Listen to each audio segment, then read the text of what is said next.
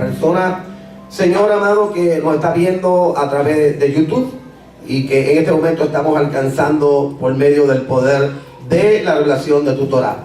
En el nombre de Yeshua te damos a ti el honor y la honra. Amén y amén.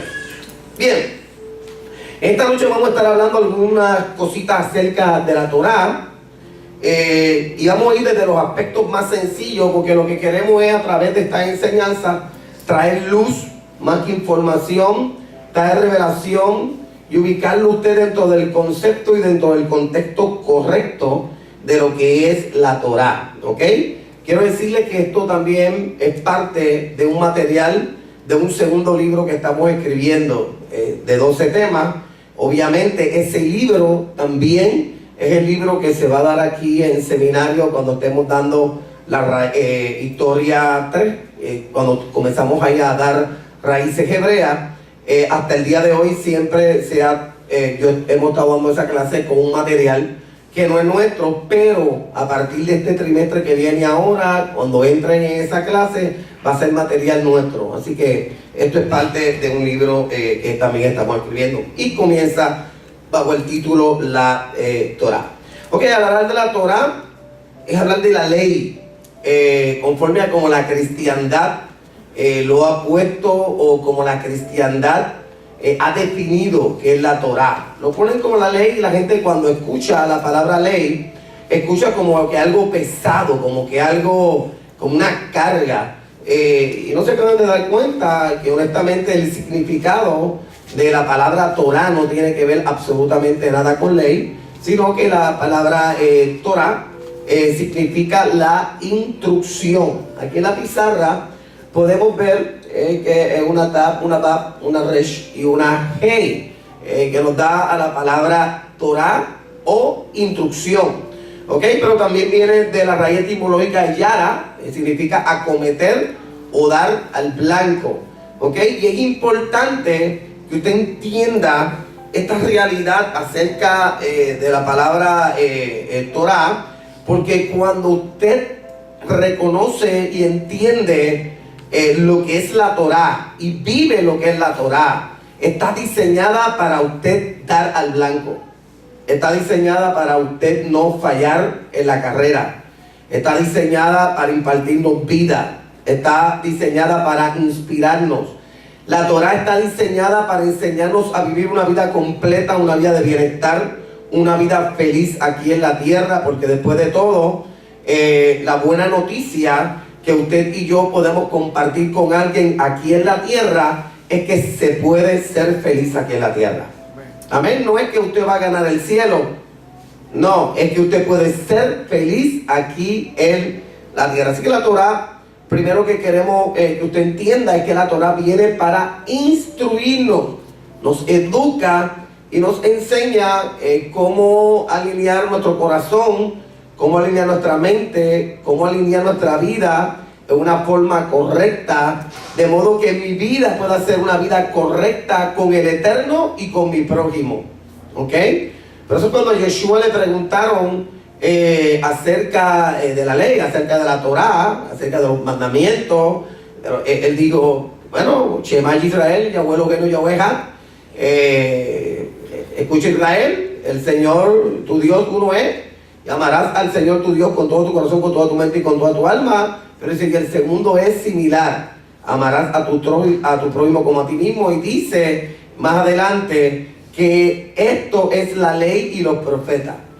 ¿Okay? Así que si queremos un resumen de lo que realmente es la revelación de lo que está en la Torah y de lo que revela el Tanakh, de lo que revela todos los escritos, pues está resumido prácticamente en eso, en esa maravillosa disertación que hizo Yeshua, que no es nueva. Eso también está en el libro de Números. Yeshua lo que hizo fue que repitió algo que el libro de Números establece.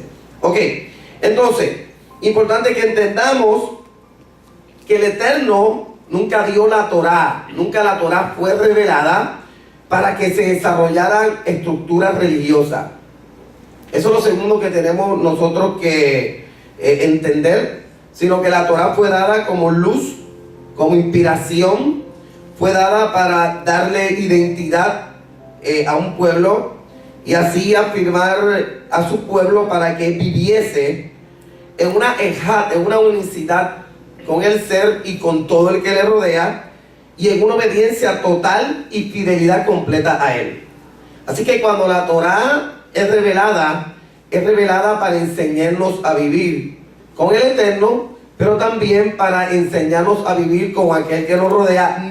Nunca fue revelada y nunca fue dada la Torá. ¿Para qué? Nunca fue dada para que se desarrollara de ella una estructura religiosa. Ok, vamos entonces, ahí vamos a leer un poquito en Shemot, capítulo 20, Shemot, Perek 20, pasuk número 1, el libro de Éxodo, capítulo 20, verso 1. Y cuando leemos ahí en Shemot, capítulo 20, del verso 1 al verso 17, vemos una narrativa de lo que la cristiandad ha llamado como el decálogo o los 10 mandamientos.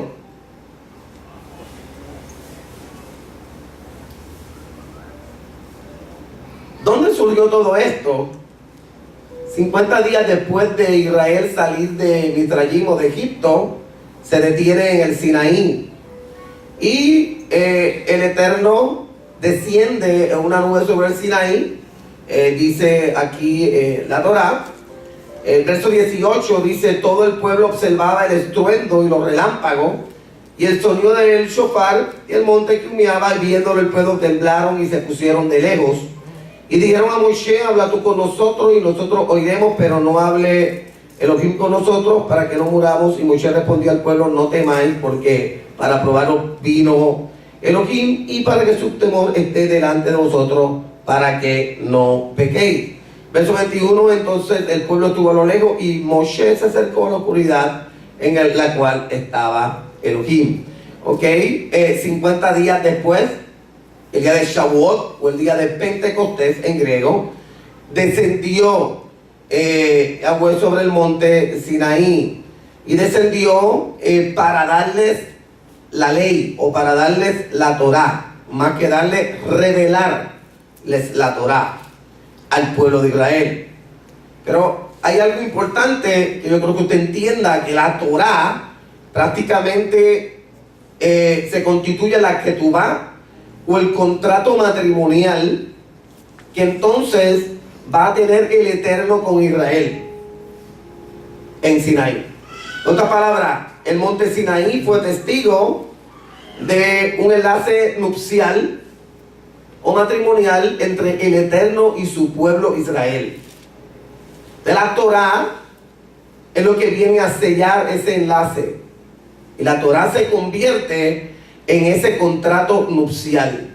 Tanto es así que en la ketubá en la antigüedad tenía 5 partes, y la Torá tiene 5 libros, que son los libros Génesis, Éxodo, Número, Levítico y Deuteronomio en griego o en español, en hebreo, Bereshit, Shemot, Bemidbar, Vayikra y Devarim, que son los libros de la Torá. Así que en el Sinaí el Eterno lo que está haciendo es revelando más que códigos de vida para que el pueblo pueda vivir una vida completa, una vida feliz, una vida de principios. Lo que está haciendo es que está sellando un pacto nupcial, y literalmente se está casando con Israel en el monte Sinaí. Por eso cuando el Ruach HaKodesh, el Espíritu Santo, desciende sobre aquellos 120 en el templo, 50 días después de que nuestra Pascua fuese sacrificado, o sea, Yeshua fuese sacrificado en el madero, lo que está haciendo en el templo cuando el Espíritu Santo desciende es renovando ese pacto nupcial con la casa de Judá y con la casa de Efraín.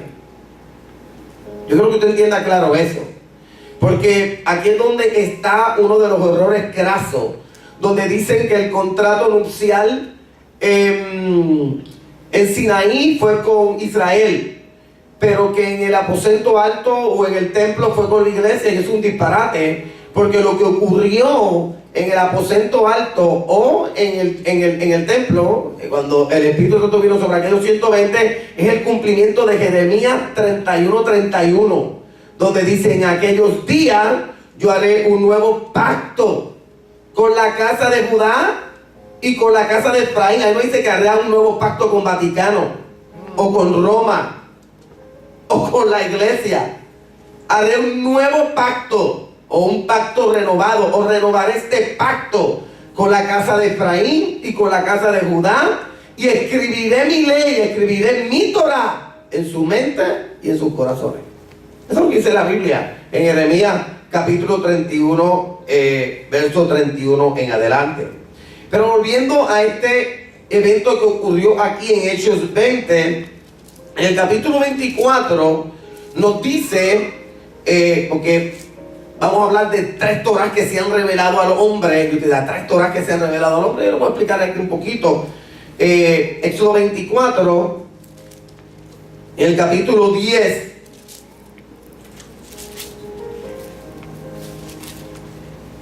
dice: y subieron Moshe, capítulo 9, y subieron Moshe y Aarón, Nadab y Abiú, 70 de los ancianos de Israel, y vieron al Elohim de Israel, y había dejado de sus pies como un embaldosado de zafiro semejante al cielo cuando está sereno.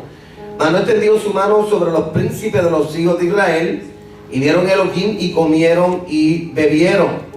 Entonces Yahweh dijo a Moshe: sube a mí al monte y espera allá, y te daré tablas de piedra y la ley y mandamientos que he escrito para enseñarles. Ok, luego en Shemot, en ese mismo capítulo, ese mismo libro, el capítulo 31, en el verso 18, dice: y dio a Moshe, cuando acabó de hablar con él en el monte Sinaí, 2 tablas del testimonio, tablas de piedra escritas con el dedo de Dios. La tradición rabínica dice que estas primeras tablas que él recibió escritas con el dedo de Dios eran tablas en zafiro. Eran tablas con el mismo material del mismo lugar donde él había estado con el Eterno, donde comieron y bebieron. ¿Ok? Verso 15 del capítulo 32 dice: y volvió Moshe y descendió del monte, trayendo en su mano las 2 tablas del testimonio. Las tablas escritas por ambos lados, de uno y otro lado estaban escritas, y las tablas eran obra de Elohim, y la escritura era escritura de Elohim grabada sobre las tablas. ¿Ok? Hablando de que, y explicando directamente de que estas tablas no eran obra de hombre, sino que eran obra del mismo Dios. Y que la escritura no era escritura de hombre, sino que era escritura del mismo Dios. Pero ¿qué pasó? Dice la escritura también en ese capítulo 32, habla de que cuando ellos están descendiendo, escuchan un alarido de fiesta. Resulta ser que el pueblo creía que Moisés había muerto, que alguna cosa le había pasado. Dicen que en el día 39, algunos de los recuentos rabínicos dicen que fue en el día 39 donde donde el pueblo decide, ¿verdad?, levantar el becerro, y en el día 40 Moshe entonces baja y entonces ve a este becerro de oro al cual el pueblo de Israel se había postrado y adoraba. El recuento de los rabinos dice que cogieron el oro que había en el campamento y tiraron el oro en el fuego, y que del fuego salió el becerro, y el becerro habló: yo, Yahweh. ¿Ok? Entonces el pueblo se pervirtió al día de hoy dentro del mundo judío. el peor pecado que jamás pudo haber ocurrido fue el pecado del becerro de oro. ¿Ok? La idolatría. No hay un pecado mayor que la idolatría. La idolatría es prostitución. Es cuando el corazón se prostituye. ¿Ok? Y se prostituye para aborrecer a Yahweh. Nosotros tenemos que huirle a todo tipo de idolatría. No podemos permitir que la idolatría ataque o tome control de nuestra mente y de nuestro corazón. Por eso nuestra mente, nuestra vida, todo nuestro ser tiene que estar alineada al Eterno. Entonces cuando él ve que esto ocurre, él quiebra las tablas. Esas primeras tablas fueron quebradas. Algunos escritos cabalísticos dicen que las tablas que él quebró no estaban escritas en hebreo, sino que estaban escritas en lenguaje de los ángeles. Realmente lo que había escrito en esas tablas era una sabiduría de los mundos superiores, algo que la mente humana no podía en ese momento hasta cierto punto retener, y creo que es por eso que eventualmente Moshe quiebra, es por eso que el pueblo rechaza a levantar ese becerro de oro. Nuevamente Moshe tiene que subir, pero ahora cuando sube en Éxodo 34:27, el verso 1, Yahweh dijo a Moshe: alízate 2 tablas de piedra como las primeras, y escribiré sobre estas tablas las palabras que estaban en las primeras tablas que quebraste. ¿Ok? Ahora alízalas, ahora yo no te las voy a dar.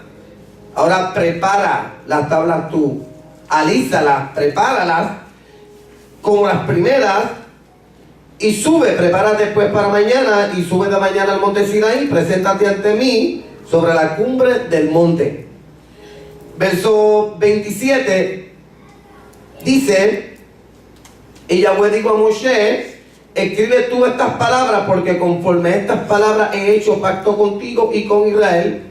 Y él estuvo allí con Yahweh 40 días y 40 noches, no comió pan ni bebió agua, y escribió en tabla las palabras del pacto, los 10 mandamientos. Así que ya estas segundas tablas que recibe Moshe no son como las primeras que había recibido. ¿Ok?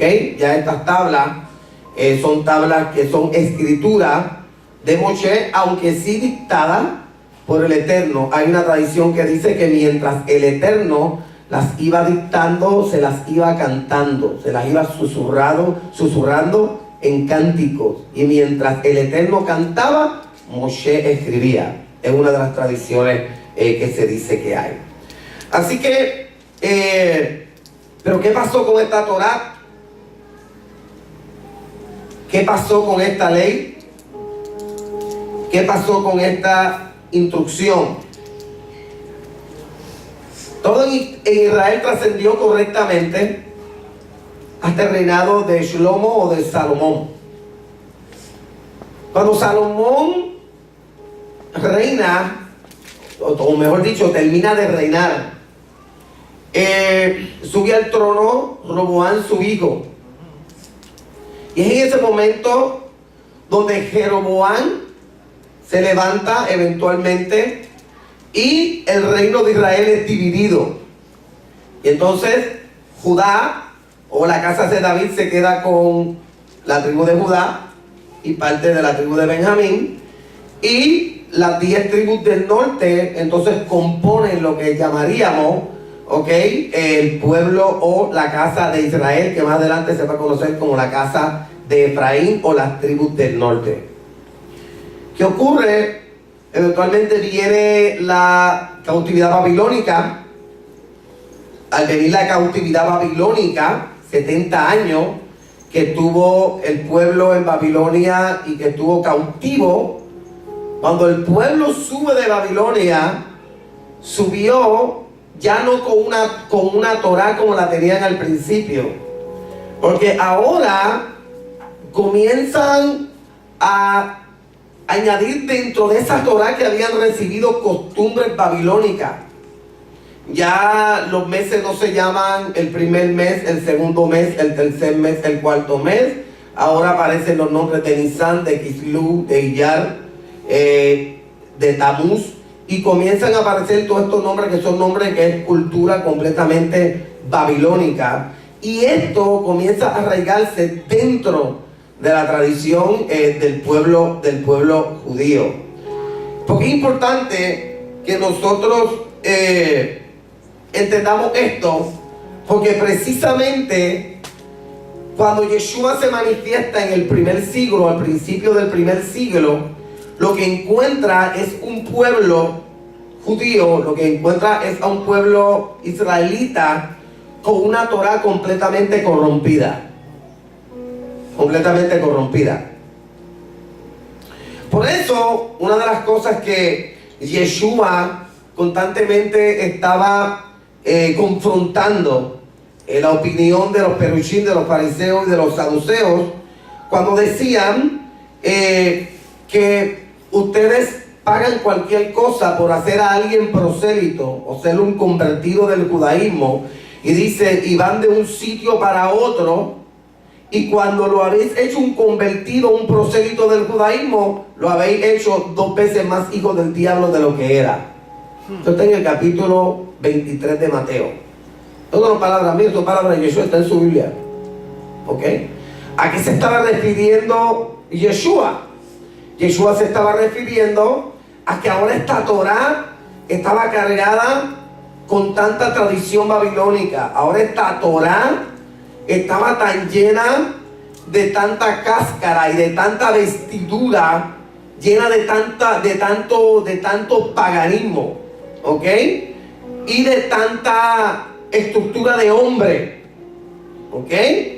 Que en vez de la Torá ser lo que realmente era, un canal de luz, comenzó a perder esa luz y se convirtió en una carga para todo aquel que le escuchaba.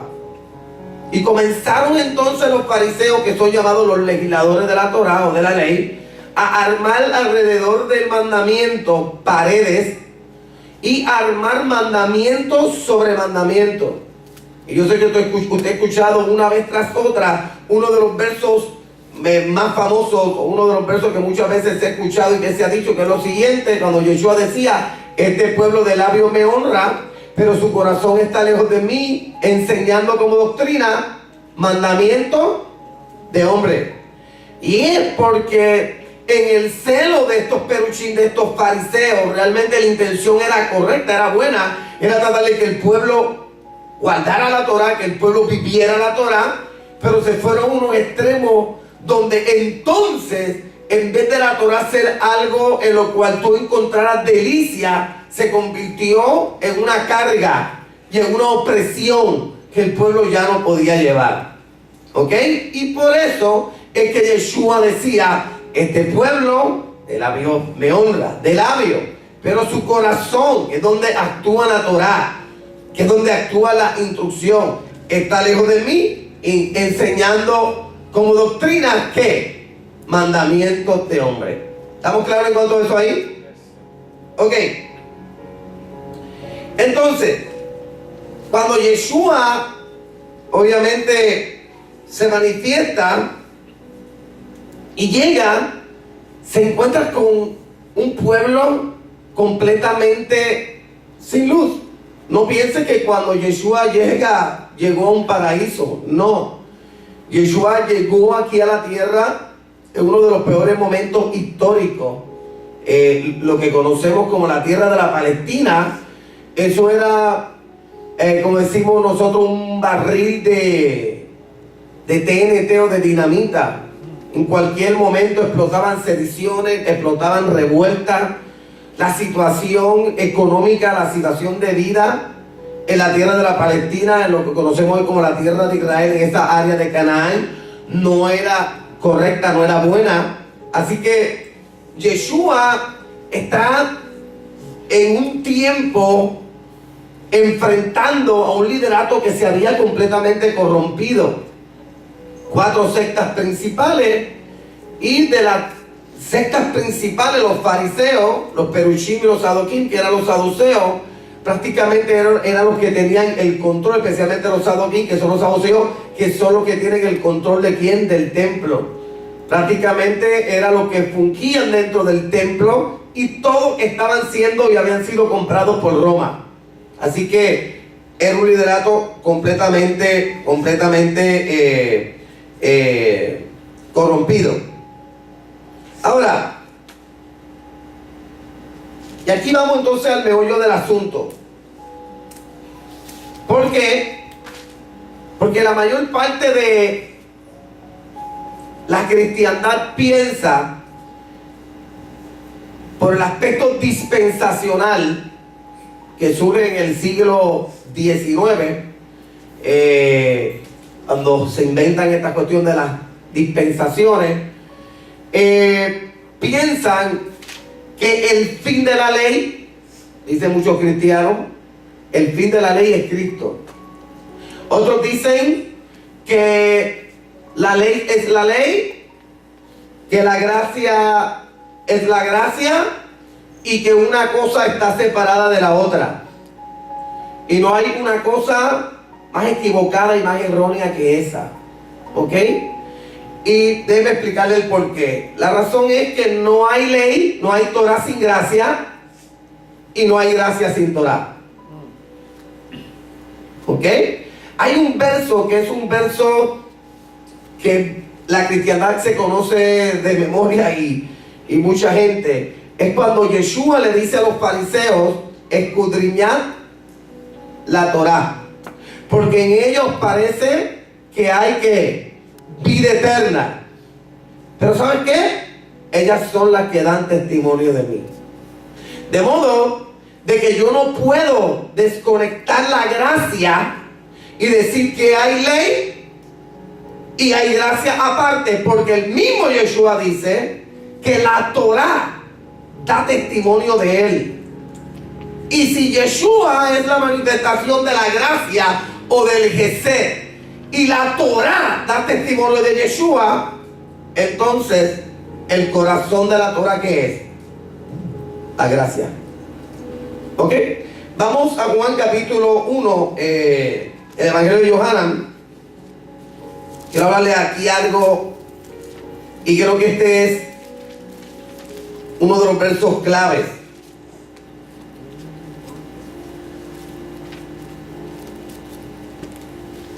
Verso 17. La gente usa mucho este verso y no sabe lo que están diciendo.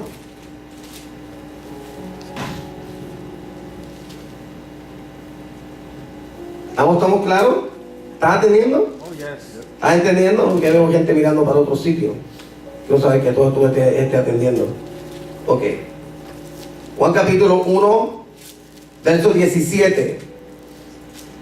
Dice, pues la Torah por medio de Moshe fue dada, pero la gracia y la verdad vinieron por medio de Yeshua HaMashiach.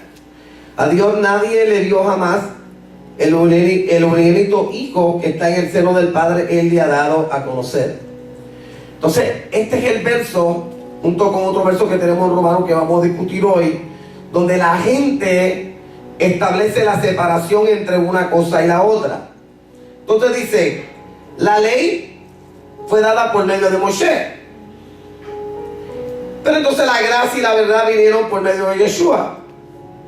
Pero la gente no se da cuenta, como desconocen todo este recuento histórico introductivo que yo les di, no se dan cuenta que lo que hizo Yeshua fue revelar la gracia escondida dentro de una Torah que había perdido la luz a causa de las tradiciones de los hombres. ¿Qué fue lo que hizo Yeshua cuando vino? Revelar la gracia que en sí misma carga la Torah.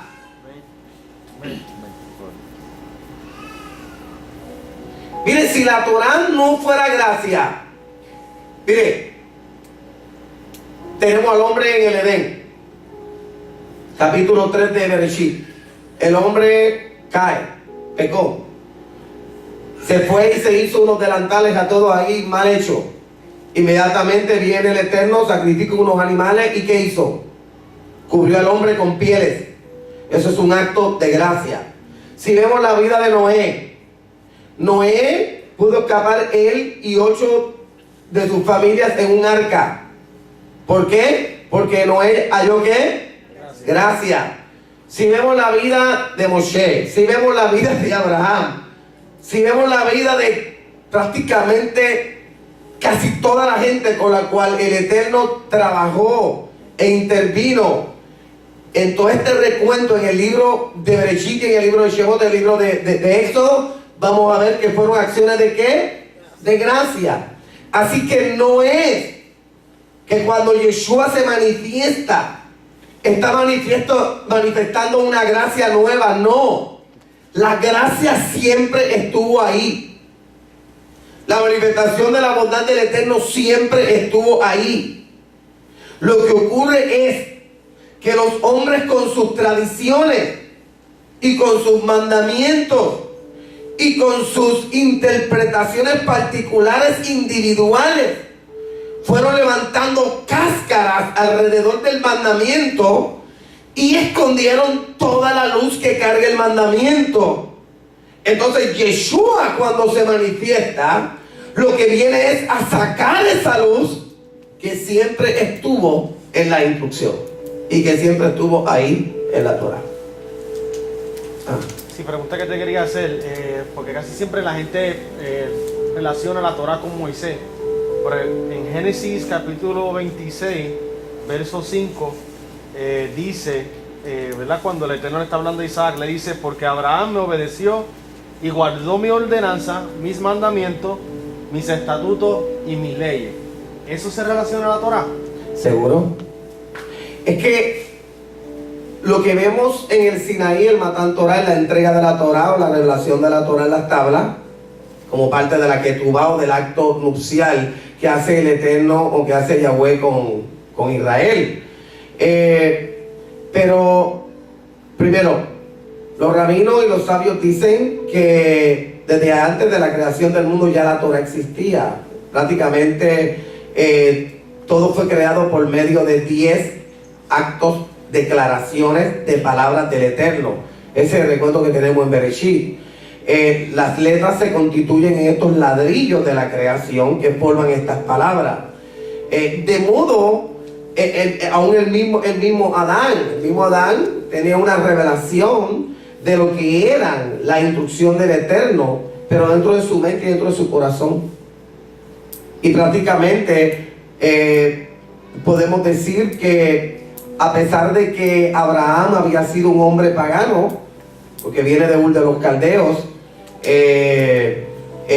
sumerios, por decirlo así, pero él aprendió a obedecer al Eterno y aprendió por medio de su obediencia. Por eso es que llegó el momento donde se convierte en el amigo de Dios, en el amigo del Eterno. Y fue un trato del Eterno con su corazón, con su mente. Yo puedo decir que es parecido a lo que eventualmente después ocurre con esta tercera Torah. Si me da la oportunidad, que más adelante voy a estar hablando, qué es lo que ocurre cuando desciende el Ruach HaKodesh sobre aquellos 120 que están en el templo. ¿Ok? Así que buena pregunta. Ok. Entonces, Yeshua viene, lo que viene Yeshua es prácticamente a sacar esa luz que siempre estuvo ahí. La Torah carga gracia por sí sola. Así que no hay tal cosa como Torah sin gracia y gracia sin Torah. Una vez alguien me preguntó y me dijo, tú vives en la ley y yo en la gracia. Y yo le digo, bueno, pues tú dices que eres judío cristiano, yo te voy a enseñar que tú tienes ley. No, yo te voy a enseñar que usted tiene ley. Lo llevé al Éxodo 20, 10 mandamientos. ¿Los conoce? Seguro que los conozco. Pues léelo. Lo leyó. Esta es la regla de fe, me digo, del cristiano. Y es judío cristiano, es judeo cristianismo, porque la raíz del cristianismo es hebrea. Así que si tú me estás hablando a mí de 10 mandamientos y me dices que no tienes Torah, es un disparate.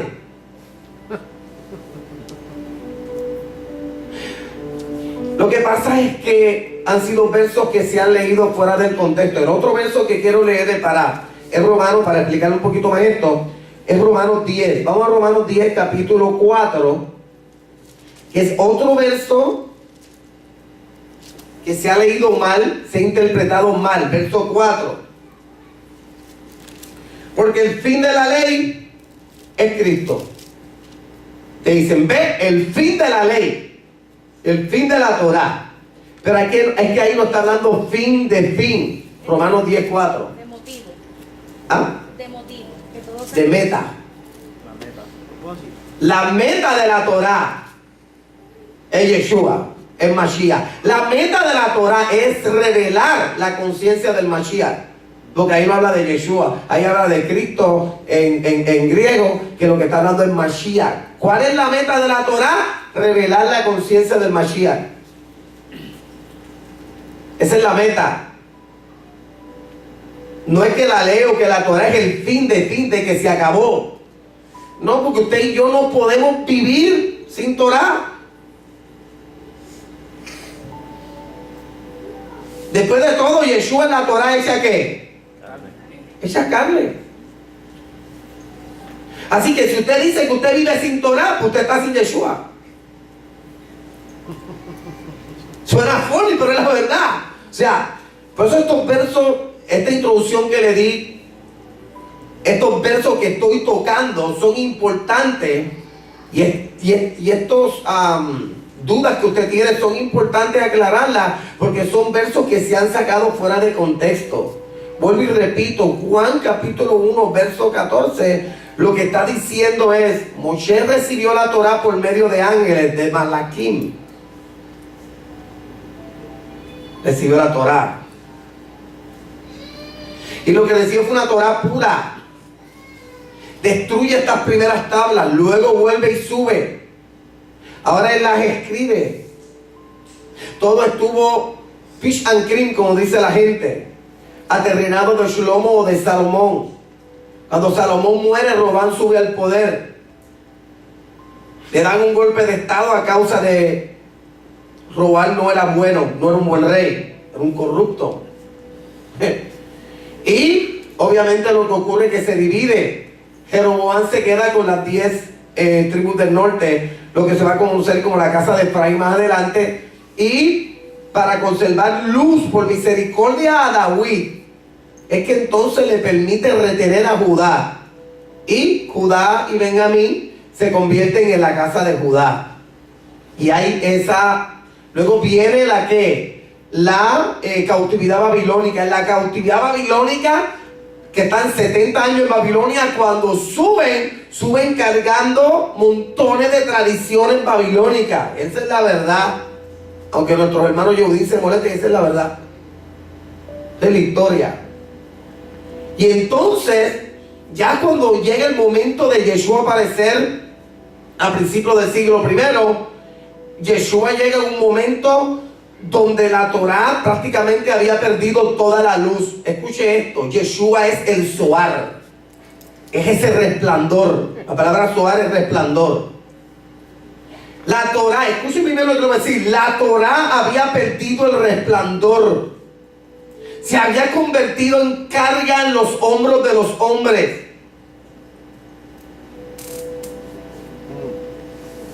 Es una carga. Entonces hasta la palabra ley suena como que usted escucha ley, que yo le diga, hay que guardar la ley. Yo le digo, hay que guardar la instrucción. Es diferente, porque usted asimila instrucción a educación. Pero ley, usted lo asimila a algo impuesto. Por eso es que la traducción de Torah a ley es una mala traducción. El Eterno no impone nada a nadie. Pablo dijo, todo me es lícito, pero no todo me conviene. Porque una conciencia bien desarrollada sabe lo que le conviene. Pero ¿cómo esa conciencia se desarrolla? Por medio de la instrucción, por medio de la Torah. ¿Alguien me está escuchando? ¿Estamos claros en cuanto a eso? Entonces, aquí aparece Yeshua. Yeshua lo que viene es el resplandor. Yeshua es el Zohar. Ese Zohar, ese resplandor. Lo que viene a traer Yeshua es a sacar el brillo, la luz, el resplandor. Pero ven acá, veamos claro. ¿Qué digo ¿Qué yo, Yeshua? ¿Yo soy qué? Yo soy la luz. En ese capítulo 1 que leímos de Yohanan, ¿qué Juan habla de Yeshua? Diciendo que Él es ¿qué? Él es la luz. Dice, el mundo por Él fue hecho y ahora Él vino a habitar en medio de ¿qué? De nosotros. Pero añade más abajo, dice, pero los hombres desearon más las tinieblas que ¿qué? Que la luz. ¿Estamos claros en eso? Entonces, Yeshua viene a traer esa luz, a sacar esa luz, a fin de que esta instrucción se convierta en algo que pueda llevar al hombre a corregirse, que pueda educar al hombre, que pueda instruir al hombre, a fin de que el hombre pueda trascender y pueda crecer y pueda madurar y pueda que agradar al Eterno y pueda que vivir en paz y en armonía con aquellos que le rodean. ¿Estamos claros en cuanto a eso? Ok, entonces, algo que quiero tocar aquí, 6 puntitos acerca de Yeshua. Es lo primero. Lo primero es que Él no vino para abolir la ley o la Torá. Él vino para darle cumplimiento. Capítulo 5 de Mateo habla claritamente de eso. ¿Ok? Por eso Yeshua guardaba el Shabbat. Guardó cada una de las fiestas. En Shabbat, Yeshua lo que señalaba era la hipocresía de los religiosos de la época. Pero nunca vino a alterar o abolir el día del Shabbat. No hay tal cosa como eso. ¿Ok? Número 2. Él vino a revelar la gracia, el Gesed y la verdad o el Emet, que estuvo escondida, pero que a causa de las tradiciones quedó opacada.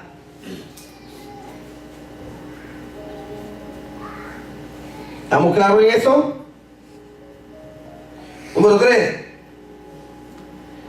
Yeshua se convierte en el cumplimiento de esa Torah.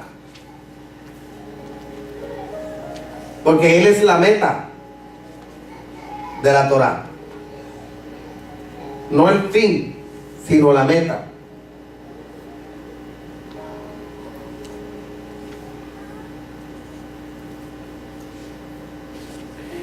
Yeshua es la culminación o la plenitud de la Torah revelada a nosotros.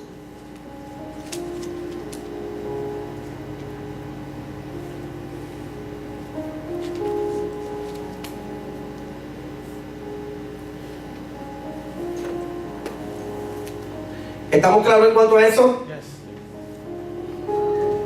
Así que no hay tal cosa como que Yeshua vino aquí a abolir Torah.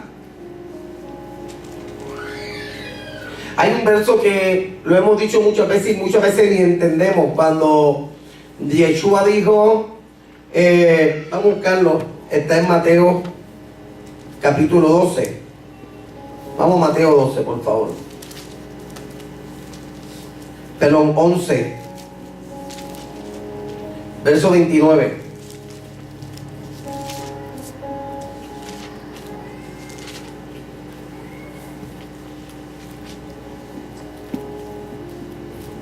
Dice, llevad mi yugo sobre vosotros y aprended de mí, que soy manso y humilde de corazón, y hallaréis descanso para vuestras almas, porque mi yugo es fácil y ligera mi carga. La palabra yugo ahí es enseñanza. La gente piensa que Yeshua estaba hablando de yugo como pecado. No. Lo que le está diciendo es, yo tengo una enseñanza diferente. Porque después de todo, la enseñanza de Yeshua es la Torah de luz. Es la Torah libre de tradiciones. Es la Torah libre de cáscaras. Es una Torah de completa luz. Por eso vuelvo y repito, la palabra Zohar significa resplandor. Yeshua es ese Zohar. Yeshua es ese resplandor que estaba ahí escondido. ¿Qué? Por eso, venid a mí todos los que estáis trabajados y cargados. El pueblo estaba trabajado y cargado no por el pecado, la carga y la presión que le habían puesto los fariseos. Él dijo, cargas que ni ustedes mismos pueden llevar. Digo en otra, cargas que ni ustedes mismos mueven ni con un dedo. Porque está bueno tú exigirle a la gente, pero entonces ellos exigían, pero no hacían. Terrible eso, ¿verdad? Y entonces la Torah viene a perder ¿qué? Viene a perder esa fuerza de cambio en la conciencia del individuo. Y cuando la Torah pierde esa fuerza de cambio en la conciencia del individuo, lo ha perdido todo. La Torah viene para cambiar la conciencia, porque la Torah viene para elevar nuestra conciencia.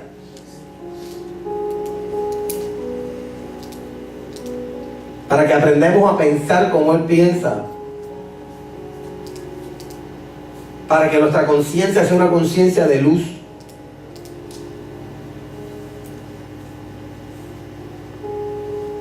¿Estamos claros? Ok. Entonces, ¿qué es lo que ocurre? ¿Qué es lo que ocurre más adelante? ¿Qué es entonces lo que pasa? 50 días después de Yeshua ser ejecutado y 10 días después de su ascensión, el Ruach HaKodesh, el Espíritu Santo, desciende sobre 120 que están en el templo. A la hora, porque es importante leer bien la Torah, porque fue a la hora a las 9 de la mañana, que es la hora tercera, ¿verdad? ¿Y por qué es importante? Porque esa es la hora de la ofrenda o del sacrificio en el templo. Y esa es la hora en que se llevaba la ofrenda el día de Shavuot o el día de Pentecostés. A las 9 de la mañana. Y es a las 9 de la mañana que el Ruach irrumpe donde estaban aquellos 120, y estos 120 son llenos del Ruach HaKodesh. Quiero hablar algo claro aquí y sin que nadie se me ofenda. Las lenguas que se hablaron allí como señal de que el Ruach HaKodesh había descendido no fueron Rambo saca la bazooka, ni si la haya la encuentra, ni cosas así. Fueron idiomas. Fueron idiomas. Y el recuento está en Hechos capítulo 2, verso 1 en adelante, donde narra los partos, medos, elamitas, árabes, africanos, cómo ellos escuchaban a estos galileos hablar las maravillas del Eterno en todos esos idiomas. ¿Ok? No estoy juzgando ni estoy diciendo que no hayan otro tipo de manifestaciones espirituales. Esto no es lo que estoy diciendo, lo que estoy puntualizando aquí. Lo que estoy puntualizando aquí es que lo que ocurrió en Hechos capítulo 2, como señal del Ruach HaKodesh sobre aquellos 120, aquellos lo que hablaron fueron idiomas. No lenguas angelicales como le han querido poner. Porque yo sepa, un árabe no habla en lengua angelical. Y un africano tampoco, habla africano. Y ese recuento está ahí. Hechos capítulo 1, capítulo 2, perdón, verso 1 en adelante. ¿Ok? ¿Y qué es lo que ocurre? Porque el fuego, eran como lenguas de fuego, ¿dónde? Sobre sus cabezas. Porque el Ruach, el espíritu y el Neshama están en los frontales, están aquí. en la parte espiritual del ser humano. Obviamente, al aparecerse como lenguas de fuego sobre su cabeza, lo que está diciendo es el lugar donde está siendo escrita la Torah en ese momento. Lo otro es, recuerde que en el primer Shavuot, cuando Moshe recibe la tabla, ¿hubo qué? Cuando descendió el Eterno en el monte, ¿hubo qué? ¿Hubo qué? Hubo fuego. Dice que hubo, cuando descendió, hubo relámpagos, truenos, relámpago de fuego, sonido de bocina, la Shekinah, había la nube, había cubierto el monte, ¿ok? Así que prácticamente casi, si pudiéramos comparar una cosa con la otra, con la diferencia que ahora esos 120 están recibiendo una Torah diferente. Escuchen bien lo que les voy a decir. Moshe recibió la Torah por medio de ángeles, dice la Torah. Pero estos 120 están recibiendo la Torah de la mano de ¿quién? De la mano de Yeshua. Porque no es el Padre quien derrama la promesa. La promesa es del Padre, pero quien la derrama es Yeshua. Quien la adjudique es Yeshua. ¿Ok? Vamos a Hechos capítulo 2. Vamos a que el mismo capítulo 2 de Hechos pues nos hable acerca de esto. Ok, voy a hacer un resumen. Hechos 2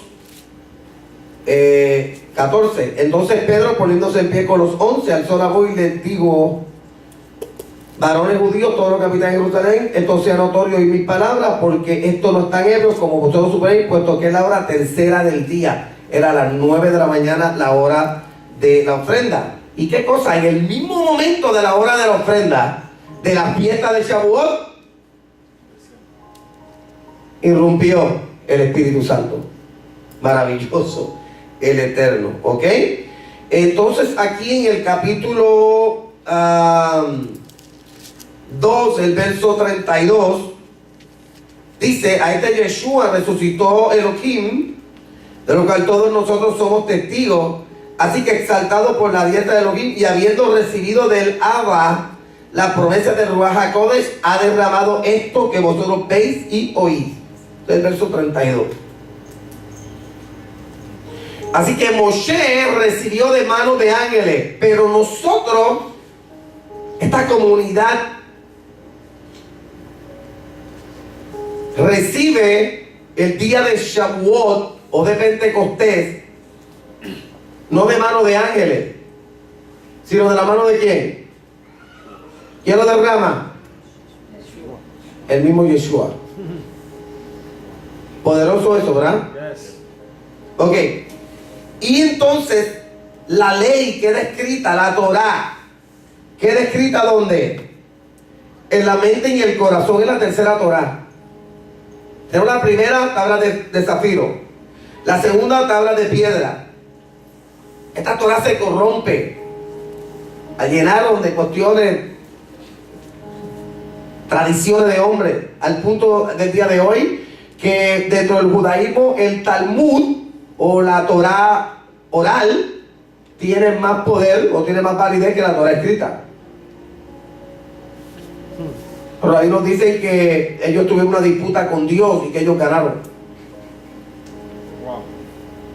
Sí. Esas son las tradiciones de los hombres. Pero usted y yo jamás vamos a encontrar a Yeshua en el judaísmo talmúdico. Es un error. La problemática que está ocurriendo con el cristianismo muchas veces es que entonces se van al judaísmo a tratar de buscar a Yeshua en el judaísmo talmúdico. Ahí no lo van a encontrar jamás. Ahí lo que van a encontrar son vas a aprender a odiar a Yeshua, porque el Talmud prácticamente lo que habla son por decirlo así, desprestigia a la persona de Yeshua. desprestigia la persona de su madre, de Miriam, la llaman una prostituta, y cosas así por el estilo, sí. Ok, a él se le dice bastardo, el hijo de Bandera, etcétera, etcétera, etcétera. Así que en el judaísmo talmúdico usted jamás va, en sus tradiciones jamás. Eso es lo que se llama los legalismos, que no es Torah. Él dice la Torah, no, los legalismos de la Torah. Es algo que usted y yo tenemos que huirle. Usted tiene que amar la Torah. Usted tiene que amar la instrucción. Usted tiene que leer la instrucción. Usted tiene que vivirla.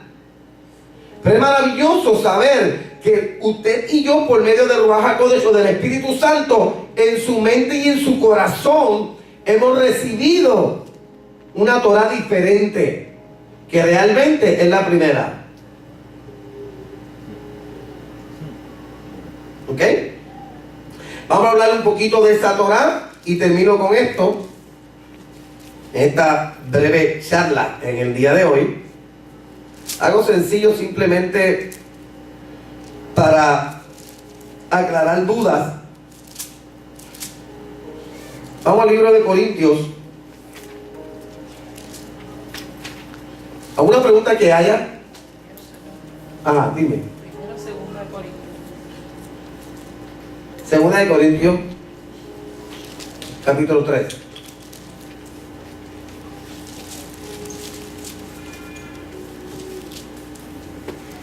¿Qué hora es? 9:13.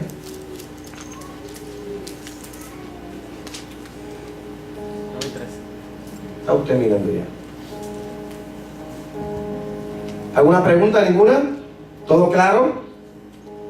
Ok. Segunda de Corintios capítulo 3.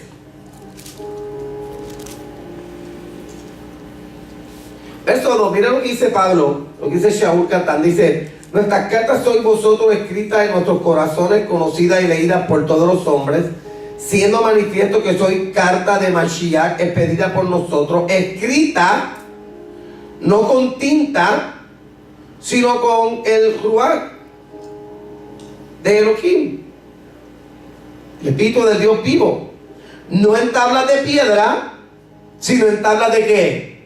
De carne, ¿de qué? De corazón. Entonces la Torah que usted y yo hemos recibido es una Torah viva. No que esta no la leamos, no, esta hay que leerla, hay que estudiarla. Hay que instruirnos. Pero realmente lo que hizo el Eterno, y esto es una de las obras maravillosas del Ruach HaKodesh y del nuevo nacimiento en la vida de aquellos que amamos a Yeshua, es que en nuestra mente y en nuestro corazón hemos recibido esa luz que había perdido aquella Torah del principio, que fue una Torah de luz. Vuelvo y repito, por eso Yeshua se convierte en ese Zohar, en ese resplandor. Es como si yo ahora aquí apagara todas las luces, estuviéramos oscuros, yo le garantizo que usted no va a ver ni al que está al lado suyo, y de momento entra un resplandor de luz y comenzamos nuevamente a ver. Y entonces usted se puede parar. Antes estaba sentado, no se atrevía a pararse por temor a caerse por la oscuridad. Eso fue lo que ocurrió. Yeshua viene a hacer este resplandor en medio de la oscuridad. Y ahora este resplandor viene a ¿qué? Este resplandor viene a ¿qué? A resplandecer ¿dónde? En nuestros corazones. Por eso Pedro le llama el lucero de la mañana que ha resplandecido ¿dónde? En vuestros corazones. ¿Alguien me está escuchando? Ok. Entonces, y tal confianza tenemos mediante Mashiach para con Dios, no que seamos competentes por nosotros mismos para pensar algo como de nosotros mismos, sino que nuestra competencia proviene de Dios, el cual asimismo nos hizo ministros competentes de un nuevo pacto, no de la letra, sino de ¿qué? Del espíritu, porque la letra mata, mas el espíritu ¿qué? Vivifica. ¿Por qué? Porque esta Torah que ha sido escrita en nuestro espíritu y en nuestro corazón es una Torah viva. Y si el ministerio de muerte grabado con letras de piedra fue con gloria, tanto que los hijos de Israel no pudieron fijar la vista en el rostro de Moshe a causa de la gloria de su rostro, la cual había de perecer, ¿cómo no será más bien con gloria el ministerio del Espíritu, del Ruach? Porque si el ministerio de condenación fue con gloria, mucho más abundará en gloria el ministerio de la justificación. Porque aún lo que fue glorioso no es glorioso en este respecto en comparación con la gloria más eminente. Porque si lo que perece tuvo gloria, mucho más glorioso será lo que permanece. ¿Escuchó? Porque si lo que perece tuvo ¿qué? Tuvo gloria, tuvo ese resplandor, ¿cuánto más será lo que ¿qué? Lo que permanece.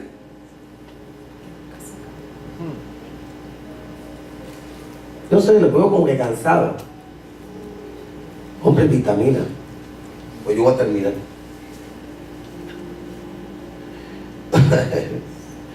Ok, el verso 14 dice: pero el entendimiento de ellos se botó. Escuche, porque hasta el día de hoy, cuando leen el Tanakh, le queda el mismo velo no descubierto, el cual por Mashiach es quitado. ¿Por quién es quitado? ¿Por quién es quitado? Por Mashiach. ¿Por qué es quitado por Mashiach? Ahora yo hago la pregunta: ¿por qué es quitado por Mashiach?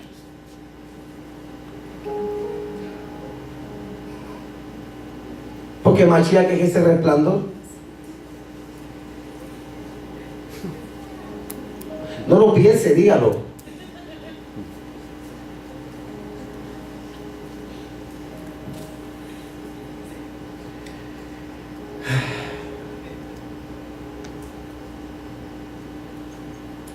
Y aún hasta el día de hoy, cuando se lea Moshe, el velo está puesto sobre el corazón de ellos. Pero cuando se conviertan al Señor, el velo se quitará. Porque el Señor es el Espíritu. Donde está el Espíritu del Señor, allí hay libertad. Por tanto, nosotros todos mirando a cara descubierta como un espejo la gloria del Señor, somos transformados de gloria en gloria en la misma imagen como por el Espíritu del Señor. La relación de esta Torah en nuestro espíritu y nuestra mente, en nuestra alma, en nuestro corazón, nos va transformando de gloria en gloria como a su misma imagen. Porque una obra, ¿dónde? Adentro. Miren, mis hijos, las problemáticas de las estructuras religiosas es que todos lo están buscando afuera. La problemática de la cristiandad es que siempre están buscando que alguien los toque, que alguien bote aceite, que alguien bote vidrio, que alguien te tire patas para arriba. Es todo sensual, es todo exterior. Y yo no digo que no haya un valor en esas cosas, lo hay, pero realmente es un valor pasajero, del momento. Porque tú no tienes que buscar nada afuera. Todo lo tenemos adentro. ¿Ok? Y termino en Juan. Esa Torah está dentro de nosotros. Es una Torah de luz. Vamos a primera de Juan.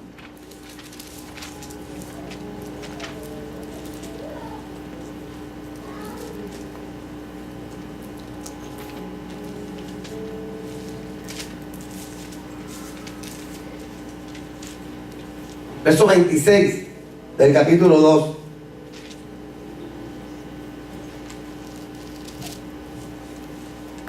¿Qué es lo que dice ahí? Ahí dice que os he escrito esto sobre los que os engañan, pero la unción que vosotros recibisteis de Él permanece ¿dónde? Vosotros. Quiero escuchar. Vosotros. En nosotros. Si dice en, es porque está ¿dónde? Adentro.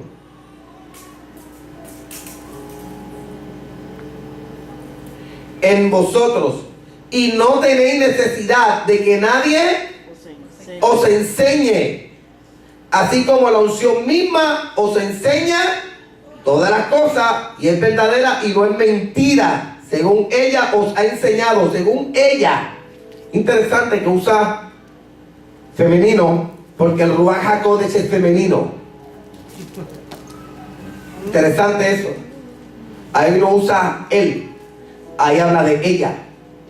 Porque quien escribió el Ruach HaKodesh en el corazón y en la mente del ser humano, o de aquel que ama a Yeshua, es el Espíritu Santo, la brisa de la santidad.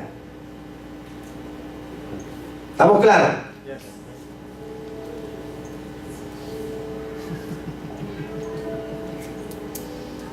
¿Ok? Así que contra esa Torah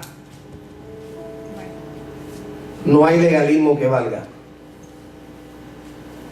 No hay estructura religiosa que pueda detenerlo.